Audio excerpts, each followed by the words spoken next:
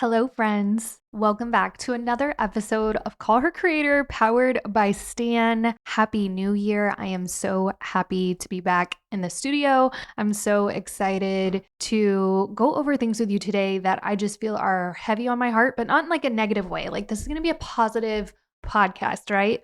But it's all about letting the forces of things go. So if you pressed play on this podcast episode because you feel ambitious, you feel capable, you're ready for a reset, but you're also just a little bit over like doing things the hard way and feeling like you're forcing them, then welcome. This episode is for you. You don't need more motivation. You just need a little direction. And hopefully that is what I can do for you right now, because here's what I know to be true. Forcing, it is not working anymore. Not in business, not in content, not in life. And I think a lot of us are realizing that the strategies that got us to where we are right now are not the strategies that are going to take us forward in this new year. So today I want to talk about getting in alignment, not forcing things, not the fluffy version of work, but the real version. So we're going to go over 5 things that I'm letting go of for this 2026 new year. And girl, if you can follow along, I promise you, life is going to get so much easier for you. Now, before we get started, I have to tell you about the Dare to Dream giveaway that Stan's doing. Guys, you are crazy if you don't jump on this giveaway. They're giving away an entire year's salary paid, yes, for a full year, to support your next chapter, your dreams, the life that you're building. Basically, Stan's going to pay you for a year to go after your dreams. So whether that's being a content creator, an influencer, maybe you just want to open up your own online business, whatever that might be, you have to apply or they're never going to hear from you. And I wish I would have had something like this, because I did not have this huge safety net when I, left my corporate job and started my own thing. So this is literally like a little safety net for you to fall back into, an entire year's salary paid. There's even going to be like, if you don't win the main giveaway, there's runner-ups too. So I'm linking the link to enter this giveaway in the show notes. You better go do it. Like, I'm even going to tell you to pause this podcast right now, go do it, and then come back. Okay? Okay. Hey friend, welcome back to Call Her Creator, powered by your all-in-one creator store, Stan. Stan is the easiest way for you to make money online. All of your courses, digital products, and bookings are hosted within your link in bio. If you're ready to start your free trial, visit my show notes and click my affiliate link to get started today. All right, welcome back. If you've been doing all the right things and you still feel maybe off, I want you to know something before we go any further. You're not doing anything wrong. You're likely just out of alignment with yourself. And I've had more conversations in the last year than I can count with women who are super successful on paper. Maybe they're constantly online, they're growing their business, they are working, twerking, hustling, they're making that money. But there's this quiet undercurrent of exhaustion, of pressure, of confusion that they don't always know how to name. Like, I know that feeling because I've lived it. I still kind of live it, but I'm doing things to get over this, right? This past year, it stretched me more than I expected. Scaling my social media agency, Influence Marketing Studio, expanding the Call Her Creator podcast, managing my growing team, speaking gigs across the nation, launching different offers, social media school, carrying responsibility not just for my income, but for other people's livelihoods. I'd say it was growth. Yes, it was a lot of growth, but it was also revealing, because growth has a way of exposing what no longer fits. And the biggest realization I had is this: the strategies that got me here are not the strategies that are going to take me forward. And trying to force them to work anyways, honestly, it costs me more than it gives. So today I want to slow this conversation down just a little bit. It's not a do more episode. It's actually just like a recalibration. I'm going to walk you guys through 5 things that I am consciously letting go of for 2026. And I say consciously because you have to decide, you have to make a decision to let go of them. So I am consciously letting go of these things, not because I've failed or they failed me, but because they've served their purpose. And now it's time to move on, girl.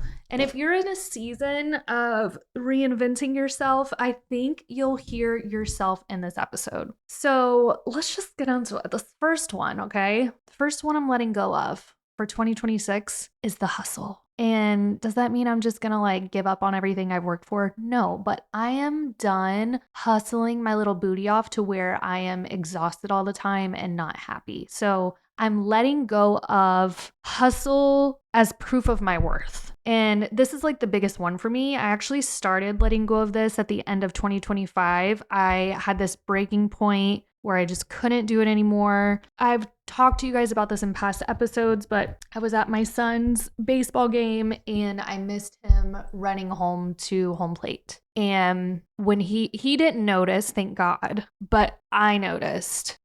I think I ended up being honest with him though. Now my brain's kind of foggy now, but I believe he ran up to me and he was like, "Mom, did you see that?" And I didn't, because I was too busy on my phone like posting a freaking reel. Like, are you kidding me? These are the days of our lives. I'm never going to get that little baseball game back. So from that moment forward, I said, I'm done doing this. On top of all that, my health took a really big hit last year with my autoimmune disease, and it showed up in literally every aspect of my life. So I had, letting my children down, my health, my business, my relationships. I had to slow down. I didn't really have a choice anymore, which I think is so fitting, especially if you're a believer in God and a higher power. I think that God knows just how hard to push us to where we're finally at this breaking point and we can't move forward without some sort of change. Like he's like, listen, sister, this is it. This is your hard moment. If you don't make a change, nothing's going to change, right? So for most of my adult life, hustle has just always felt like safety to me. If I was busy, I felt valuable. If I was needed, I felt more secure. If my calendar was full, I just felt like important. So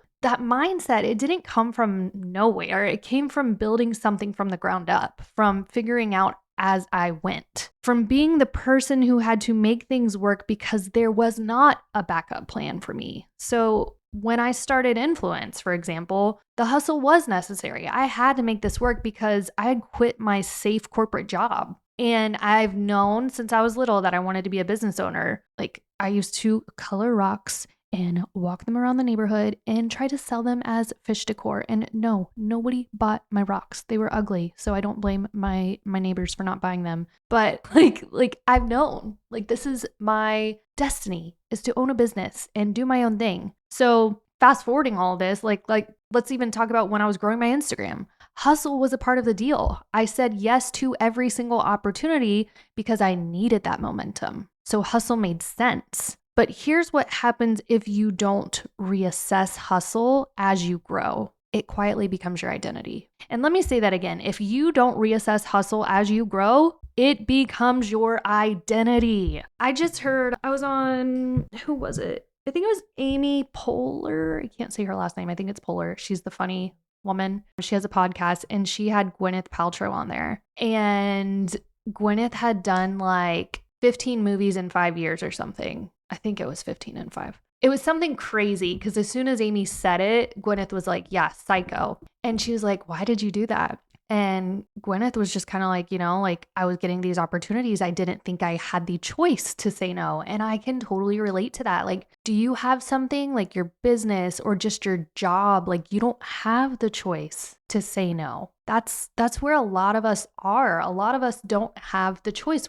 You have to hustle. So at the end of this year, especially with like Darby going on maternity leave at the end of last year, end of 2025, I kind of had to take a look at how much I was carrying in this business still. Like we're on year 5 and I had to kind of look at it and be like, okay, Caitlin, it's time to stop carrying everything. Not saying my team doesn't do anything. They do so much, but I still carry a lot because, like I can do it faster or I can do it better. I've got that attitude. Yes, I'm one of those people. But if you really want to step into your next era, like you have to let go of things. You have to delegate. You have to trust your team. You cannot hustle and do all the things yourself to break into that next level. So there were moments where I realized I was solving problems just out of habit instead of strategy. I was inserting myself where systems should have been. And I will note here now, like we're pretty good at having systems and SOPs in place. Like we have a document for almost everything, every task, every rule. It's all somewhere at this agency, but it wasn't always like that. I had to be super intentional and actually do it. And Darby was super duper helpful with helping me do it too. And we were kind of forced into doing a lot more whenever she had to get ready for maternity leave. So, for the sake of growth, all to say, some of my biggest breakthroughs last year, sorry, 2025, happened when I stopped pushing hustle and instead I just started to pull back and observe a little bit more. So when I asked myself what actually needs my energy and what just needs structure, it was a big moment for me. So that's something I want you to look at yourself and in your business or whatever it is that you're doing, your job, your career, what actually needs your energy and what just needs structure. This can even be your life too. I'll say some things at home. We have a housekeeper because I don't have the energy to build a successful business and come home and do laundry and put all the dishes away and, clean my freaking floors and dust and all that crap. Like, I don't have time for that. I would rather give my pay to someone to do that so I can use that time to recoup my energy or work on things that are money making habits. Same with groceries. I don't go grocery shopping anymore. I use Instacart. I order my groceries. I love the app because they also have this little buy it again feature. So it's really like every single week I know what I'm buying. So I just order it, good, done. Car wash. I get my car washed by someone. I don't have the time or the height or the strength to wash my car. So I hire out those things. And that's one thing you will hear successful people tell you too is like, do not pay for things or do not pay your time in things where you could hire someone to do it. So those are just 3 simple things right there. Housekeeper, grocery shopping, car wash. There's more. If I was super duper richy rich, I would totally bring in a private chef because that's another thing on my list that I do not have the energy at the end of the day to cook a meal, but I do it anyways. But I also suck at cooking. Like I try my best. And, little things like that too. Like some people are like, oh, I can't afford a food delivery service or whatever. But it actually makes more sense for me and my family half the time to have HelloFresh coming every week because then I'm not using my brain power to plan meals. And I'm also not having to go through what groceries we need for what meals and who can have what. I just simply go in, pick what we need and blah, blah, blah. So those are just a couple things. If your success only works when you're tired, it's not aligned, okay? It's borrowed energy, and borrowed energy always comes due. The second thing I'm letting go of is forcing content that doesn't feel like me. And this one is especially important if you're a creator. There was a season this year where I could feel myself slipping into this content autopilot and I was just posting because I should, talking because the algorithm rewarded it, or creating because consistency had just become this obligation instead of really truly expressing my creativity. And if you think about it, for almost 365 days, I posted twice a day. And if we do the math there, that's 730 posts. 730 times I posted to Instagram because I was on autopilot and just thought I had to maintain that posting hustle. So towards the end of last year, I pulled in Gracie to help me create content because I could not do that anymore. And then even now, it's early January and I have not been posting twice a day. I'm posting once if I get to it because I'm doing some internal business money making. I'm really focused on growing my business this year. And content is my number one sales driver. Me posting to Instagram is going to make a sale for me. But I don't know. Starting this year, I was sick. I got neurovirus, by the way. We went to New York last week and on the way home, throwing up everywhere. So this week I've just been out of whack. So I just haven't been on my A game, haven't been posting like I should. Where am I going with this? Tangent, right? But what I'm trying to say is I'm not going to force myself to post just to post. I have to be in the mood for it. I have to have a reason for it. Every single post that I share is going to be tied to some kind of offer or funnel so that I can grow my business with my efforts. And something that people don't really talk enough about is that your audience can honestly feel if your content is getting stale or it just seems repetitive. They might not unfollow you, but they'll disengage. and they'll stop connecting with you. They can tell when you're not in it. They can tell when your content is different. And, I am beginning to get in that groove of posting with intention. And so that's something I'm going to tell you too. I'm not going to say don't post because posting makes us money and gets us brand awareness for our businesses,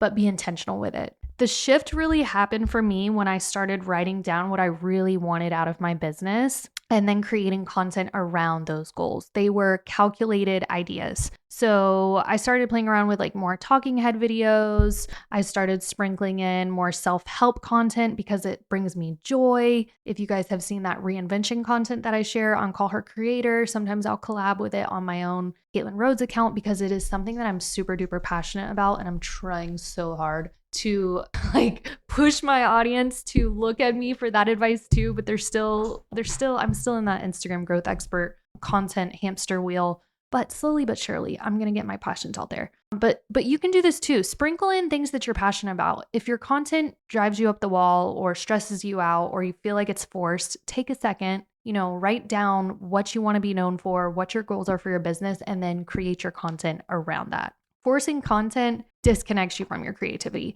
And creativity is where your authority actually lives, especially in 2026. So I'm choosing to resonate with people over reaching people, like saying less, but really meaning it and becoming the expert. The third one I'm letting go of, and this is a big one, I'm letting go of comparison as my compass. So comparison is sneaky, right? It doesn't always look like insecurity. Sometimes it just looks like you're researching or you're just scrolling or, oh, let me just get some ideas. Yeah, no. Okay.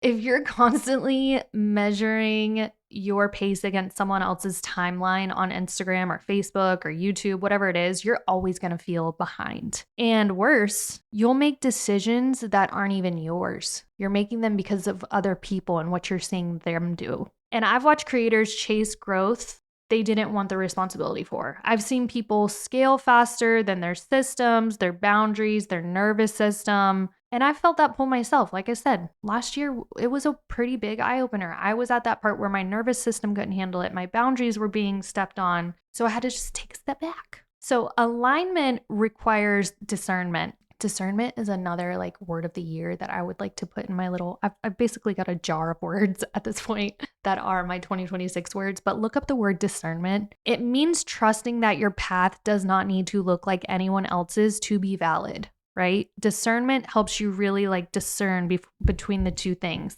Let me just give you a quick little Google of the word discernment. The ability to judge well and perceive things clearly, especially what's not obvious, involving deep insight, wisdom, and keen perception to distinguish truth from error or the better from the best, often through slowing down, reflecting, analyzing. So again, this is another word of mine, discernment. It's basically just like the ability to judge well. So you're not behind, guys. You're just building something that fits your life and you're using clear discernment to do that. And you're not comparing yourself anymore. So bye-bye to comparison. You're the thief of joy. I hate you. Do you guys sometimes like listen to me and you're like, this girl is off rocker? Because actually I am. Okay. Fourth thing I'm letting go of is saying yes out of fear. Ooh. So this could mean a lot of things, right? This could mean the fear of missing out. Like your friends invited you to go away for a trip and you say yes because you don't want to miss out. But really, like, as soon as you go on that trip, you get sick to your stomach and homesick and you want your kids and your husband, like, hey, that's me. Fear of disappointing someone. So you say yes because you don't want to hurt their feelings, or fear of being forgotten. That's a big one for me. Like, you don't say yes because you want to, but it's because you feel like you might be forgotten. I said yes to things this last year that looked really good on paper, but they drained the living life out of me. And I had to own that, not with guilt, but with honesty. My dream job that I always tell people is to be like a motivational, inspirational speaker, to be on stages, to talk to people, to enlighten them, to encourage them, to motivate them. But this last year, quarter four, I had like 3 or 4 back-to-back speaking engagements. And they were all like the closest one was 8-hour drive back and forth. And then the other ones were like several states over. So I had to miss my kids and my family. And I'm just like, do I actually want this? And I think I still do, but I think there's a season for everything. And I think I need to be extremely intentional with what speaking engagements I say yes to, make sure I'm getting paid properly, not just doing things because I don't want to be forgotten about. Every yes has a cost. Sometimes it's your time, sometimes it's your energy, sometimes it's your creativity, sometimes it's your alignment. In 2026, my yes has to feel super duper clean. It's not going to feel rushed. It is definitely not going to feel pressured, and it's not going to be performative. And you need to do the same. I actually just had to give a no to a local business here in town who wanted me to speak for an hour, which would have turned into 3 hours, let me be honest, for free. And typically I say yes to those things. In fact, the last 5 years I've said yes to everything, but I said no this time. And their response back was not very friendly, by the way. Like, you will catch shit for telling people no. It sucks, but it is what it is. But I had to just take that one on the cheek and move on because I'm tired of doing stuff for free. If I continue to give away my time for free, I'm never going to have time for things that I truly love and want to focus on, or the people that I actually, that pour into me or my kids, my husband. Like, if I'm always just giving yeses to everyone else, guess who gets the no's? Guess who gets the limited time? Them. Some things I really want to say yes to, but I have to be picky about where my energy goes because we only get so much of it per day. And then you add in like my Hashimoto's. I'm even more protective of my energy because I don't have any extra energy to waste. Aligned growth does not require you to be available to everyone. It requires you to protect your energy so that you can fully show up where it matters. Oh, that one is really, really near and dear to me. And I hope one of you have heard that and you're like, oh my God, she's speaking to me. Like, you do not need to say yes to everything. This is your year of no. Okay. This is your year, or at least this is your year of intentional yes. The fifth thing I'm letting go of is looking back at the past, harping over it, harping over people who don't deserve it, harping over old versions of myself. There are versions of you that worked for a season, and you can be super duper grateful for that version of you, but you don't need to resent her. You don't need to live there anymore. I mean, heck, like, I'm not the same version of myself that built my business in the early days. I'm not even the same person I was 6 months ago. I'm not meant to operate the same way that I did last summer. What's 6 months ago? January, December, November, October, September. Yeah, August. I am not that same person. Not the same person. Alignment is allowing yourself to evolve, and to evolve without guilt. You don't owe anyone consistency. You owe yourself honesty. And this is another big one for me too, because I'm noticing with myself, I'm not the same version of myself, right? That's what I said. So there are people that are still very close to me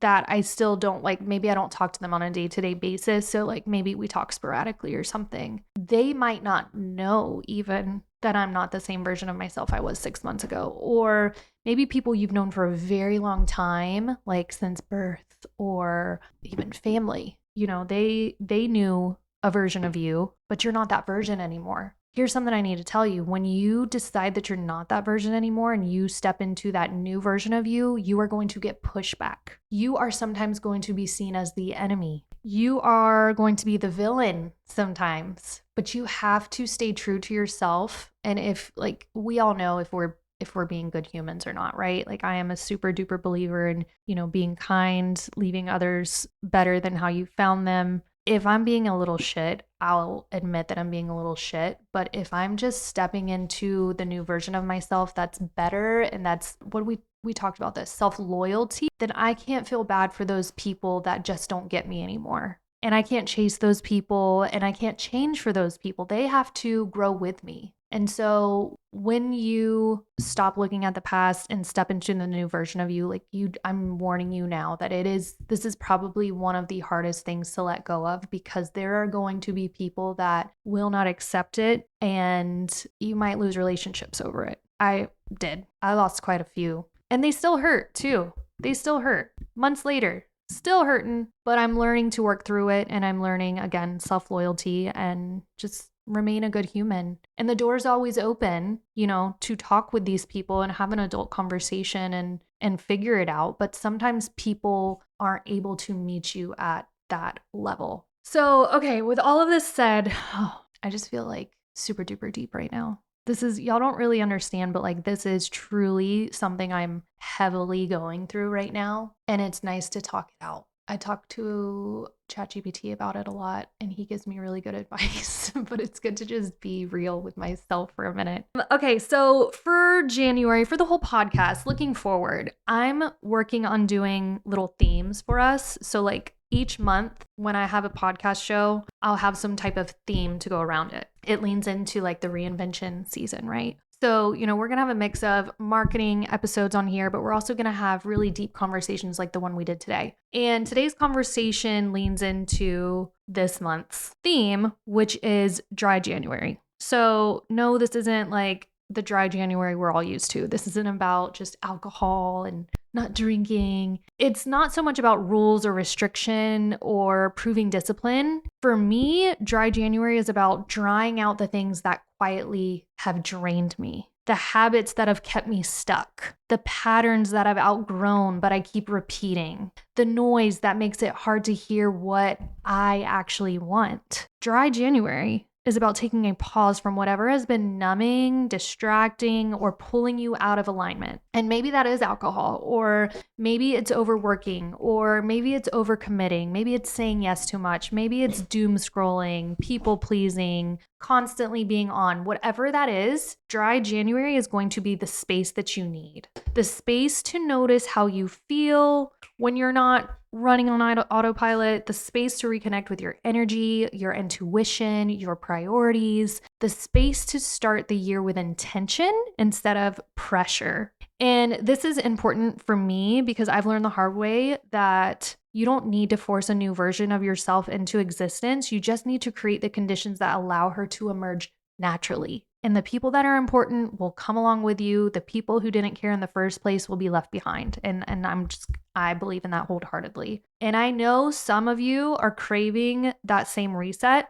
not like a super dramatic overhaul, just like clarity, calm, direction. So that's why I created this free January reset checklist. And it's something that I'm going to gift to you guys to help prime you for this month. And honestly, for the entire year ahead, because you got to prime yourself for this new year that's coming about. Inside of this, you're going to be guided through a simple grounding reset that helps you identify what you're letting go of and then what you're creating space for and how you want to move through this next season with alignment. It's not overwhelming. It's not rigid. It's super simple. It's just designed to meet you exactly where you are. And I hope that if this episode resonated with you, you will get the free January reset. And you can grab it in the show notes. It's just meant to support you through this reinvention season in a way that actually feels good to maintain. It's not like a chore. It's easy because forcing is not working anymore. Okay. I also just keep in mind too, if you've been forcing it, you have not failed. It's just a signal that you're ready for something more aligned, something more sustainable, something that feels like home in your own life again. How does that makes me so excited to think about. So thank you guys for being here. Thank you for growing with me. If you liked this episode, please leave me a review wherever you listen to podcasts and send it to a friend. I think this is a really good episode for anyone, honestly, that just wants a good plan going into 2026 and something that they can just get rid of instead of I'm going to do this, do this, do this. No, this is actually what you're going to not do for 2026. I think that's just a little bit easier for someone going into the new year. So I hope you like this episode and I will see you again soon. Thank you so much.